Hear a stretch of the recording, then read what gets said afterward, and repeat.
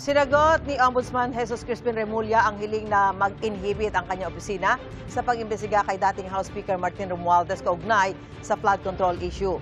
Sa liham ng mga abogado ni Romualdez sa Office of the Ombudsman, sinabi nilang tila mayroon ng preconceived position si Remulla kaugnay sa mga issue laban sa dating House Speaker.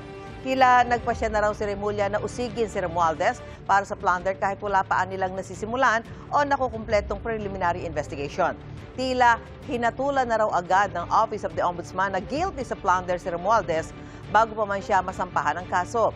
Kaya gusto ng kampo ni Romualdez na mag-inhibit ang Ombudsman sa investigasyon at dapat nilang ipahawak sa isang opisinang hindi raw mababahira ng bias o prejudgment. Sagot naman ni Remulla, hindi magagawa ng kanilang opisina ang tungkulin nito kung mag-i-inhibit sila. No such thing. Basahin nyo kasi yung Sabi ko sa abogado, nagsasabi niyan, baka absent ka nung tinuturo yan, go back to law school. Ngayon, ano ba ang Office of the Ombudsman? Ang origin po namin sa Pilipinas, tanod bayan. Tama. Kami ang bantay ng bayan Tungkol para sa ang mga corruption ay mabantayan at katungkulan po namin sa saligang batas.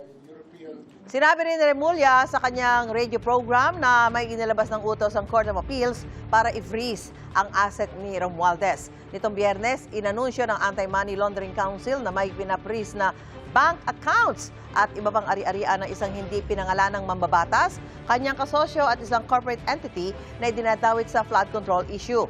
Nauna na itinanggi ni Romualdez na may kinalaman siya sa budget insertions at umano'y katiwalian sa flood control projects. Sinusubukan pang kunan ng bagong pahayag si Romualdez kaugnay sa mga sinabi ni Remulla.